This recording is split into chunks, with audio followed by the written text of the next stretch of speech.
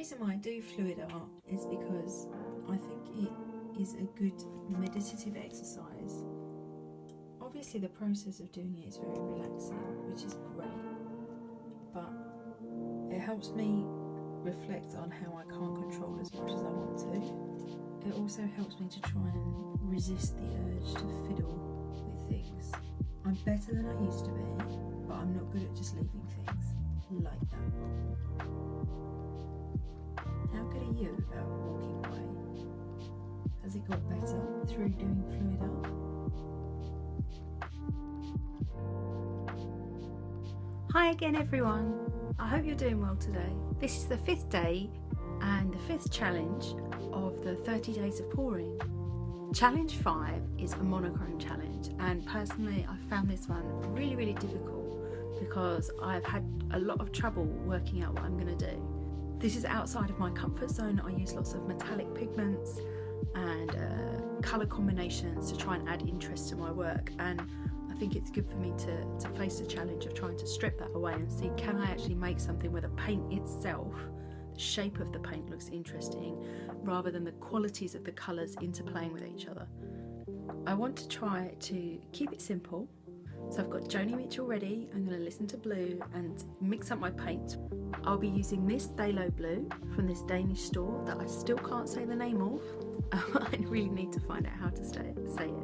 And Liquitex Basics titanium white, and I might be using some black Liquitex Basics. I use Mars Black, mixed 50% with pouring medium. My pouring medium is half PVA white glue and half distilled water. Right, that's enough chat from me. I'm going to get started. I've mixed up my paint. I've got phthalo blue and my pouring medium, and I actually put in to this cup, which I think is a 250ml cup. I put in probably about 50 or 60 mils of this folk art floating medium. Jen Neal of Res Inspired used this to create cells before, and it's one of the few products that I can get shipped over to Japan. It's not sold here, but it's one of the cheaper products to get shipped over because Floetrol costs an absolute fortune here, so I can't use it. I've got a tiny amount of Floetrol. I've got this bottle with this much left, but Floetrol costs 120 or 140 US dollars per gallon and takes about a month to arrive from marketplace sellers on Amazon.com, so I can't use it. But this, Amazon.com will ship it to Japan, and yeah, it's produced some interesting results before, so I don't have a lot of it left. I've only got this bottle left, but I've used probably about a third of a bottle in it. Anyway, it's not so expensive, and if you're somewhere where you can get hold of this, it's really interesting to try it. This canvas has been primed with this liquid ink mixture of white and my phthalo blue with floating medium. I'm going to pour some of this on and tilt.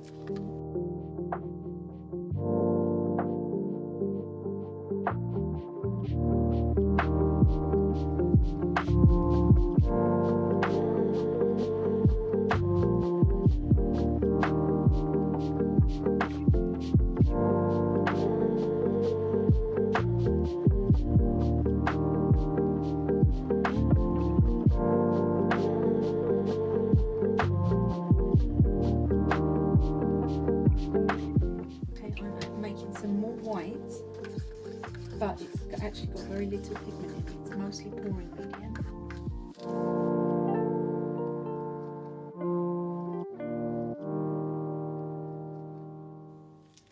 Right, the last thing I'm going to do is in this tiny cup mix 1 drop of phthalo blue with this really watery pouring medium and use that to try and add some shading. It should dry this really kind of transparent phthalo blue glaze.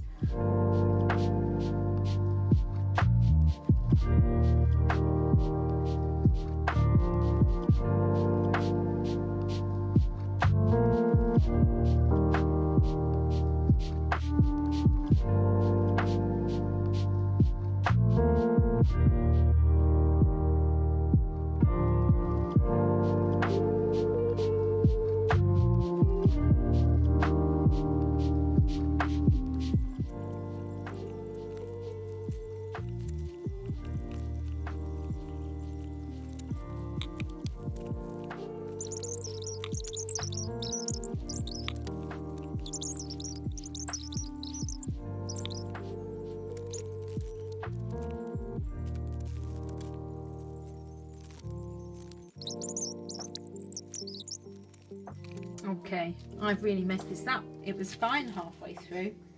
I'm gonna save this paint and make that the base and just go from there.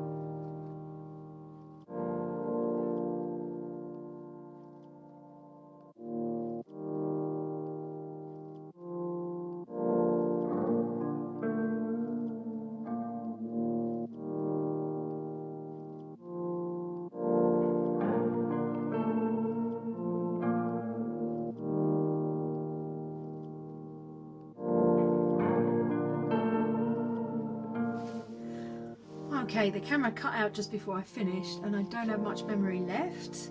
As usual, I overworked it and I liked it better before, but I've sort of rescued it. The paint is really, there's so much paint on here, I think it's probably going to crack. It might look okay with some cracks if they go in the right directions, but we'll see. Anyway, my battery's going to run out, so I better go. Good night, everybody. I hope you have more luck than I did. And let's see how this dries. Thank you so much for watching. Bye.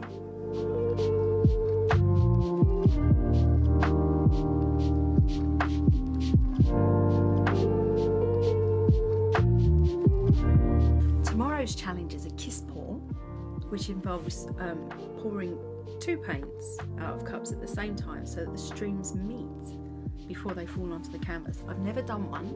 They look really beautiful, so I'm excited to try that.